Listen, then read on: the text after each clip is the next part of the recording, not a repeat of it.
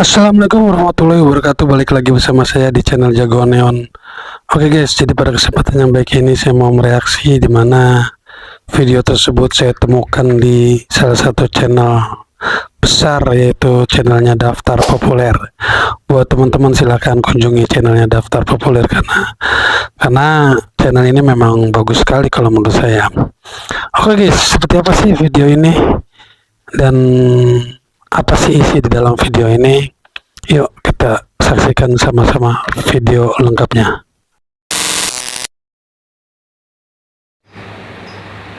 Harus mampu memberi makan kepada seluruh rakyat Indonesia. Di tengah redanya kekhawatiran dunia terhadap perang dagang global, posisi rupiah dipastikan menguat. Dalam peningkatannya, kekuatan rupiah meningkat sebesar 0,28% terhadap dolar Amerika Serikat. Angin segar ini juga datang bersama dengan proyeksi pertumbuhan ekonomi Indonesia yang dipastikan akan kembali menyentuh angka 5%. Situasi ekonomi global yang tidak menentu ke depannya membuat Presiden Indonesia Prabowo Subianto perlu untuk menetapkan langkah yang tepat dalam mengambil kebijakan ekonomi tanah air. Apa saja? Harus menciptakan lapangan kerja, tingkatkan produktivitas, swasembada pangan, swasembada energi. Dengan swasembada pangan dan swasembada energi kita aman. Kita tidak bergantung kepada sumber di luar negeri. Sebagai permulaan, Presiden Prabowo Subianto melalui instruksi Presiden nomor 1 tahun 2025 menetapkan untuk memotong anggaran belanja beberapa lembaga dan kementerian yang ada, dengan total pemangkasan mencapai 360 triliun rupiah. Salah satu kementerian yang mendapatkan pemangkasan anggaran terbesar adalah Kementerian PUPR. Dari total pagu Kementerian PUPR, Prabowo menyusutkan anggaran kementerian itu sebesar 80%.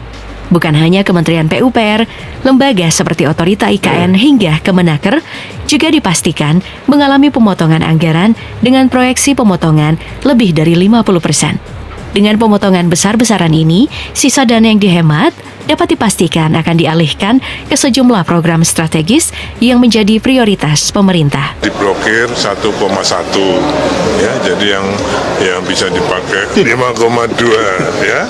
Keputusan pemerintah untuk merombak alokasi anggaran belanja negara ini tentu saja merupakan keputusan yang cukup mengejutkan banyak pihak. Meski begitu, Prabowo tetap optimis dengan keputusannya. Semua dana yang dihemat akan dialihkan ke sejumlah program prioritas yang bertujuan untuk meningkatkan pertumbuhan ekonomi hingga kualitas hidup masyarakat Indonesia. Nah, untuk meningkatkan kualitas hidup, sebagian besar dana yang dihemat melalui pemotongan anggaran di beberapa kementerian dan lembaga akan dialihkan ke program makan bergizi gratis yang menjadi program unggulan Prabowo selama melaksanakan proses kampanyenya. Selain itu, untuk menopang program MBG atau makan bergizi gratis, dana yang dihemat juga akan dialihkan ke program prioritas seperti penguatan ketahanan pangan hingga hilirisasi industri. Nah, usut punya usut. Manuver Prabowo yang dilangsungkan pemerintah Prabowo ini merupakan langkah besar demi mencapai visi pertumbuhan ekonomi Indonesia sebesar 8% dalam 5 tahun yang akan datang. Nah, dalam salah satu wawancaranya, Sekretaris Kemenko Perekonomian Susiwijono Mugiyarso mengungkapkan bahwa dengan strategi dan manuver yang dilakukan pemerintah, pertumbuhan ekonomi Indonesia diperkirakan dapat tumbuh hingga 5,2% di tahun ini. Kita harus mampu memberi makan kepada seluruh rakyat Indonesia. Dengan swasembada pangan dan swasembada energi kita aman. Untuk mencapai target pertumbuhan ekonomi yang signifikan, selain memangkas anggaran dan mengalokasikan dana yang ada ke sejumlah sektor yang lebih penting, Prabowo juga memilih untuk mempererat kerjasama ekonomi dengan negara-negara anggota BRICS. Selain China, Indonesia juga melirik India sebagai salah satu mitra strategis dalam mempercepat pertumbuhan ekonomi. Sebagai salah satu anggota BRICS, dalam 1 dekade terakhir, India telah mengalami pertumbuhan ekonomi yang sangat signifikan. Bercermin pada fakta itu, Prabowo berencana untuk meningkatkan kerjasama dengan India. Hal itu ditandai dengan kunjungan Prabowo ke India pada awal tahun ini yang dibarengi dengan penandatanganan sejumlah nota kesepahaman atau MOU antara kedua negara di berbagai bidang.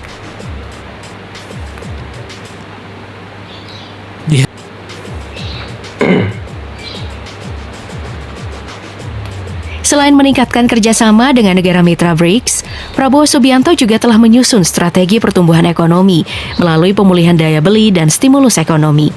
Untuk meningkatkan daya beli masyarakat, Prabowo sepakat untuk menaikkan upah minimum provinsi sebesar 6,5%. Di samping itu, sejumlah stimulus ekonomi pun diberlakukan untuk pemerintah, mulai dari optimalisasi jaminan kehilangan pekerjaan dari BPJS Ketenagakerjaan hingga program pemberian bantuan pangan berupa beras sebanyak 10 kg per bulan kepada masyarakat desil 1 dan 2 selama 2 bulan.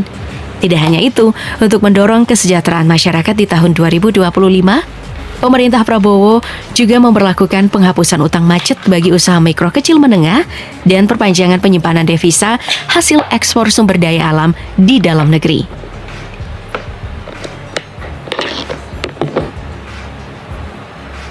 Untuk menyempurnakan strategi pemerintah dalam mendorong pertumbuhan ekonomi Indonesia di tengah situasi global yang tak menentu, pemerintah secara bertahap telah membangun sebuah platform digital untuk mengefisiensikan ekosistem logistik di Indonesia. Pentingnya ekosistem logistik yang baik sebagai pendorong pertumbuhan ekonomi membuat pemerintah mengembangkan aplikasi NLE atau National Logistics Ecosystem. Dengan adanya platform NLE, baik perusahaan logistik maupun kementerian terkait dapat berkoordinasi secara efisien dalam pendistribusian logistik, mulai dari kedatangan kapal di pelabuhan hingga ke pabrik atau gudang. Melalui platform NLE, pemerintah ingin memudahkan pemindahan logistik ke Indonesia maupun sebaliknya, sehingga biaya-biaya tak perlu dan tindakan korupsi itu dapat dicegah melalui transparansi yang dibangun melalui platform ini. Secara teknis, pembenahan layanan logistik melalui NLE melingkupi 4 pilar, yaitu simplifikasi proses bisnis layanan pemerintah, kolaborasi platform logistik, dalam hal ini penyedia transportasi, shipping, gudang, kemudahan pembayaran, hingga tata ruang ke pelabuhan. Tidak hanya memperbaiki ekosistem pendistribusian logistik di Indonesia. Sebelumnya dalam penandatanganan nota kesepakatan dengan India, pemerintah Indonesia juga telah bersepakat untuk menjalin kerjasama di bidang teknologi digital. Dalam kesepakatan yang ada, Indonesia dan India akan bekerja sama dalam membangun ekosistem digital bagi kedua negara. Beberapa bidang yang akan didorong meliputi pengembangan artificial intelligence dan Internet of Things, infrastruktur digital publik termasuk identitas digital, kolaborasi ekosistem digital business to business, serta pengembangan keterampilan teknologi informasi.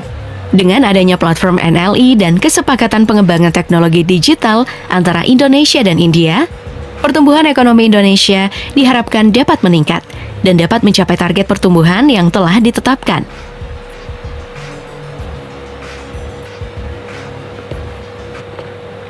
Ya guys, jadi semenjak zamannya Pak Prabowo ini banyak kebijakan-kebijakan positif yang menguntungkan negara kita ya guys.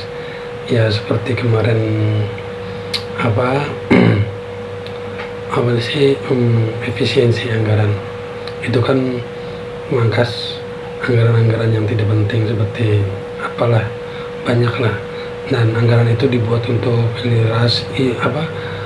hilirisasi, terus makan siang gratis dan sebagainya guys. Jadi menurut saya, kalau saya pribadi ya setuju dengan kebijakan-kebijakan Pak Presiden Prabowo tersebut guys. Oke, lanjut.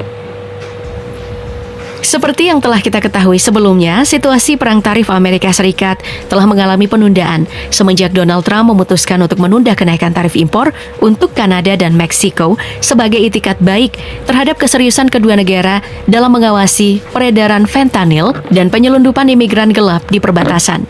Meski begitu, potensi kenaikan tarif impor masih menghantui keduanya. Bila sewaktu-waktu penundaan ini dihapuskan dan kenaikan tarif resmi diberlakukan, Kanada dan Meksiko tentu saja berada dalam situasi yang sangat tidak menguntungkan.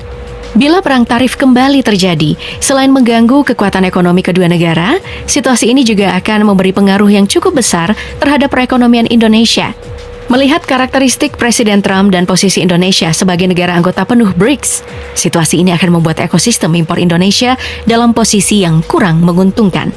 Sebagai penerima Generalized System of Preferences dari Amerika Serikat, Indonesia mendapatkan fasilitas perdagangan berupa pembebasan tarif bea masuk ke wilayah Amerika. Nah, jika perang dagang ini berlanjut, keistimewaan ini bisa jadi dapat dihapuskan. Untuk mengantisipasi hal itu, pemerintah dapat beradaptasi dengan menerapkan beberapa strategi seperti pemilahan barang yang ingin diimpor, memobilisasi perusahaan swasta untuk berinvestasi di Amerika Serikat, kalkulasi matang dalam pembangunan kerjasama ekonomi, hingga mendiversifikasi pasar produk Indonesia ke negara-negara potensial seperti negara anggota BRICS maupun negara-negara G7 dan Uni Eropa.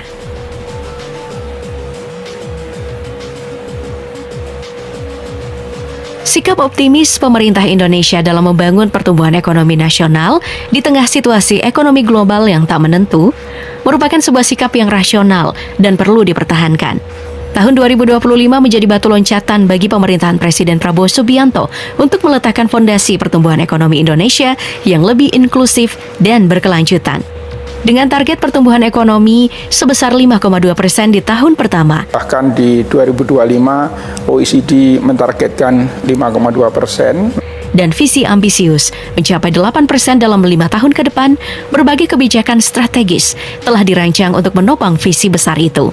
Selain itu, fokus utama pemerintah dalam peningkatan konsumsi rumah tangga melalui program makan bergizi gratis, optimalisasi investasi di sektor hilirisasi industri, serta penguatan ekspor melalui diversifikasi pasar dan peningkatan kerjasama dengan negara-negara BRICS, dapat membuat perekonomian Indonesia tumbuh stabil, menciptakan lapangan pekerjaan baru, serta memperkuat daya saing nasional di tingkat global.